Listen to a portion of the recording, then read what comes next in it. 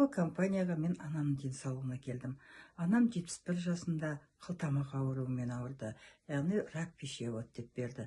Анам 2,5 ай су ішпей қалды. Су тамағынан өтпеді.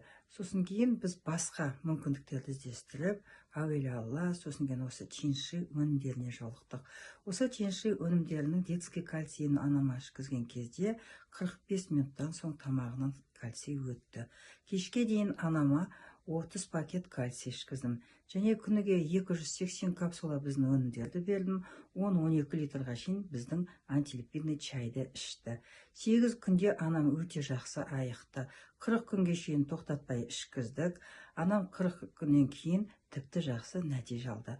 Одан кейін біз анама ишоканы аппаратына бердік. Күнде ертеңгісін ишокамен шашын тарайтын. Нәтижесінде мен анамның шашы қарайып, барлық шаштары ағарған шашы қарайып кетті.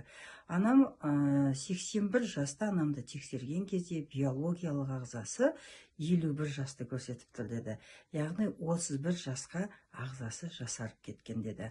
Мінекей осындай теңдесі жоқ тиньши өнімдері, Тибеттің 5000 жыл тарихы бар Тибеттің рецептінен жасалған тиньши өнімдерін әр қайсыңызда аналарыңызға беріңіздер.